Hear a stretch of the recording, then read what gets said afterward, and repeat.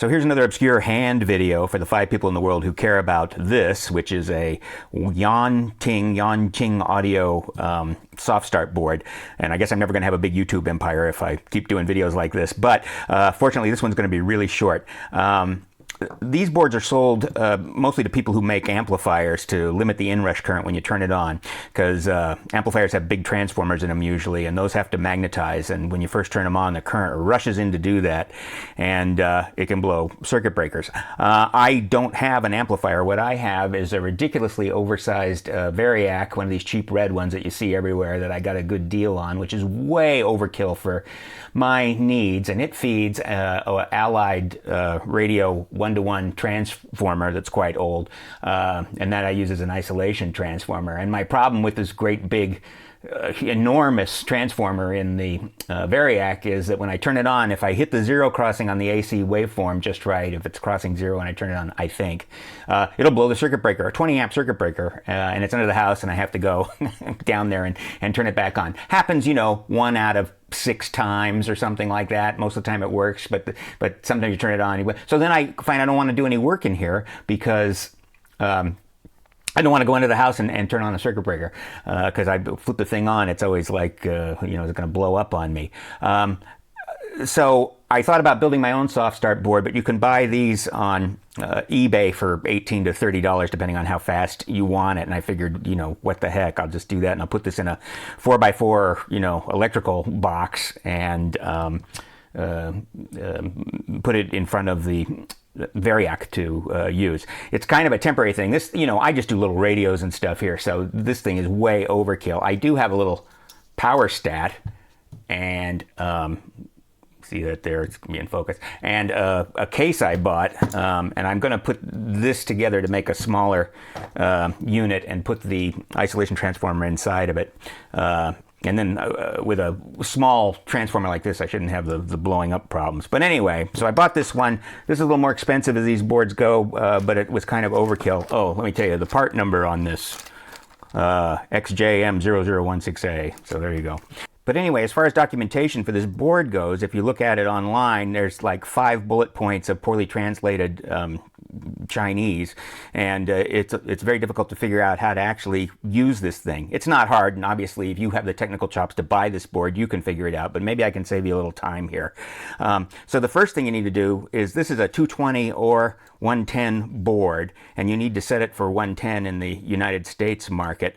And let me show you this close up. So on the back of the board here, underneath the power transformer, this is how you decide whether to have it be 220 or 110. And there are 3 connections here. PP, I don't know what that stands for. Let's call it power picker. So that's one terminal. And then there's a 110 volt terminal and a 220 volt terminal. And it comes with a solder blob between the 220 and the PP. I suck that off, and I put my own solder blob here between the 110 and the PP to make to set the windings on the transformer for 110 volts. So back on the top of the board, what you do is you run your power in here and your power out here, and these are the grounded conductors, and they're tied together, so it's hot and hot, neutral, neutral. And they give you 4 of these insulated lugs for your wires to go, you know, on these things. So that's nice. And then back here, there are 3 of these stab pin connectors. These 2 are for temperature sensing, or actually any normally open switch. If either of these closes, if either of these 2 connections get jumpered, the board shuts off. So what they give you are these solid state thermal switches for 75 centigrade, and these little pigtails that go into that, and you can solder that. And just looking at the bottom of the board, these are wire ored together, so it just essentially lets you have 2 sensors in 2 different locations. You put thermal paste on these and glue them to something, your transformer or whatever. If it gets too hot, then, you know, you can shut the board off. I'm not going to use any of this for my application, but you know, it's nice to know you have that ability. And then over here, this connector is the start-stop switch. It's a toggle,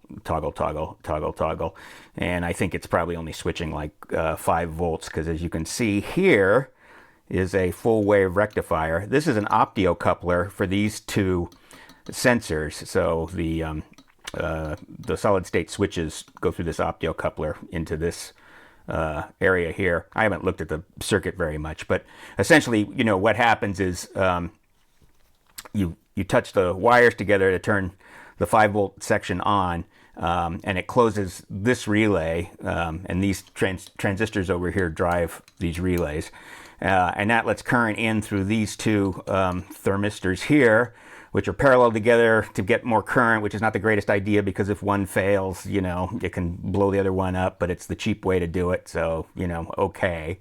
And that goes through the power transformer, and of course, if you're watching this, you must know that these have a high resistance when they're cold, and then a much lower resistance. They almost go down to a dead short when they're warm. So as the current comes flowing through this, it heats it up, and the resistance of this goes down, and it slowly feeds current out the other side, and then the current goes out on these two in parallel too. So you got 4 of these things that you know that as they warm up, their resistance goes down, the current gently comes up, and then you have a 555 timer here that after, I don't know, 2 or 3 seconds, depending on the time constant resistor and capacitors here somewhere, clicks this relay on and takes over from the thermistor so they don't cook, and then your current's just going in a loop through here to power whatever your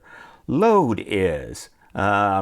This is set up as an astable multivibrator. I don't know why. I kind of thought it'd be a one-shot. So I don't, you know, as I say, I haven't really analyzed this completely, but that's kind of a general overview of the circuit.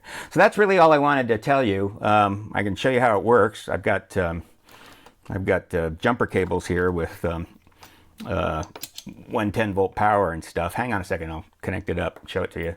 So this is a little janky, but I have a plug on a switch over here, and then it comes to these 2 jumper cables. So there's 120 volts going in here, and then this is the 120 volt output, and these jumper cables go to the tongs on the plug on the Variac, and it's set on a plastic credit card to provide some insulation. So yeah, this is kind of delicate here, but let me turn it on and I'll show you how this works. Okay, here we go. The board's powered, and now if I close the switch, this should obviously be a push button. Can you see this okay? See if I can get this in the frame. Here we go. And there it goes. You hear the click as it comes on, and then you want to turn it off, you just do it again. So that's all there is to it. So anyway, that's it. Thanks for watching the Yuanjing audio board. I hope to be making videos a little more regularly now that some of my other outside obligations are slowing down. In fact, I have an idea. I want to destroy a very nice, expensive 1949 Catalan radio by putting it in the oven. And so that might be fun. Anyway, thank you all for watching, and we'll see you on the next one.